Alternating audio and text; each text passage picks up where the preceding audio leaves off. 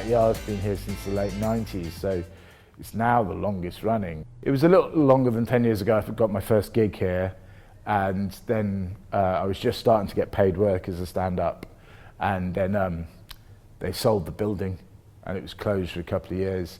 And then when they reopened it, myself and David Ward took control of the Thursday night shows. We had the Comedy Cafe in Shoreditch and we had Bow Jongleurs, both unfortunately gone. I mean, there's many reasons for clubs going and coming and going, but those audiences weren't as diverse as I think the Backyard is, because, you know, the Bow Jongleurs was very much a Cockney geezer's outlet, you know.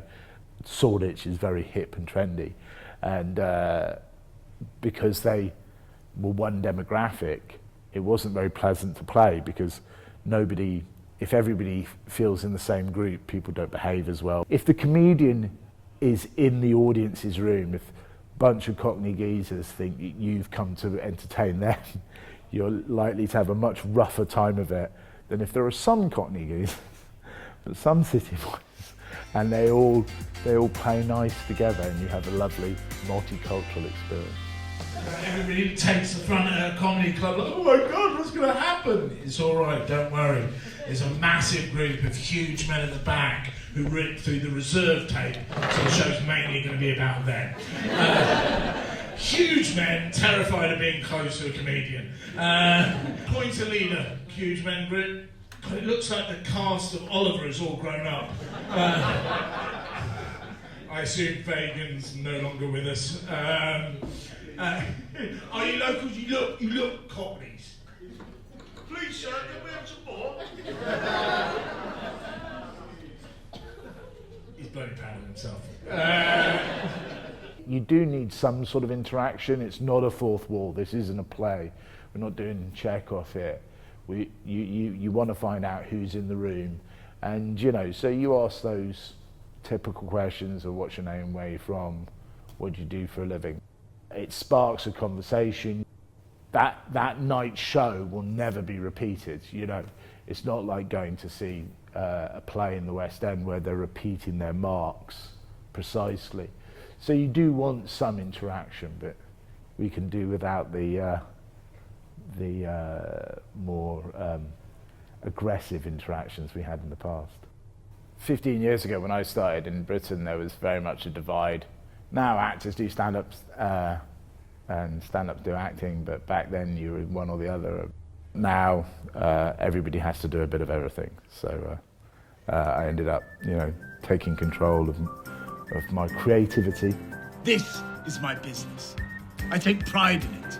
I take pride in it. So do not try to sabotage me. In a play, you're putting on a mask, so you're becoming somebody else. Whereas I think stand-up comedy, the more truthful you are, the better it is.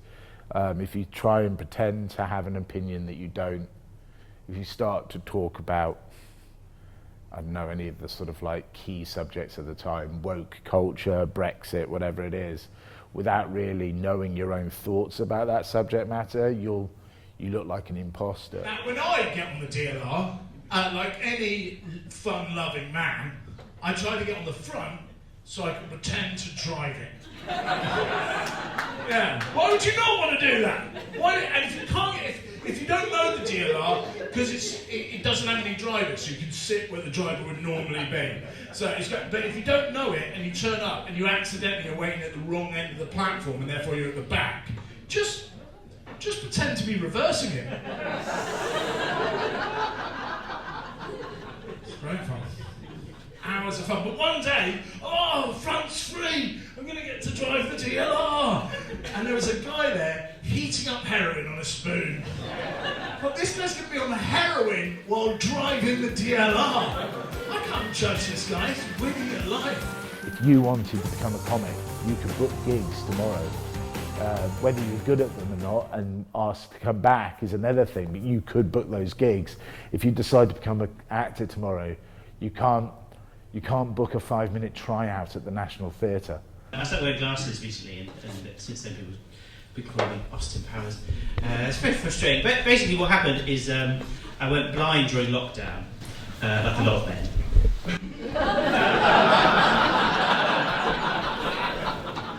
you have to take that stage wanting to have a laugh.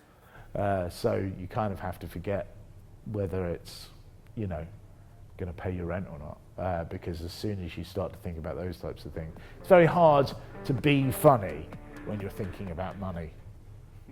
Don't know many funny accountants. When I started, I fell in love with the circuit. I remember seeing people like Jeff Innocent and Craig Campbell ripping a room apart. People that didn't know them, they hadn't bought a ticket to see those people. And then by the end of the evening, they're on their feet cheering. And that had a certain more excitement to it than the art century type feel of a festival show. But I've learned to appreciate that, because the jokes tend to be a lot further apart in a festival show than they are in a club set. But the festival show, you can take on a subject matter that's far more complex, more sensitive. In a club, you have to be funny every 45 seconds. Despite the fact that comedy is on television bigger than it's ever been, you know, with all these panel shows, with Live at the Apollo, with all of that sort of stuff, and yet there doesn't seem to be from the media interest in the circuit, which I think is a real shame, because I think it's where you really sharpen your weapons in a club. It's an amazing tool having this thing in your pocket that you can sell yourself. You know, it's all very well using social media, but use social media to get people to come to clubs. During COVID, we tried to do gigs online, and it was a bleak experience. You do not know existential dread until you have tried to tell a joke to the dry eye of a webcam. It is a hollow feeling. Whereas telling a joke to a room of 100 people, it's a lovely feeling.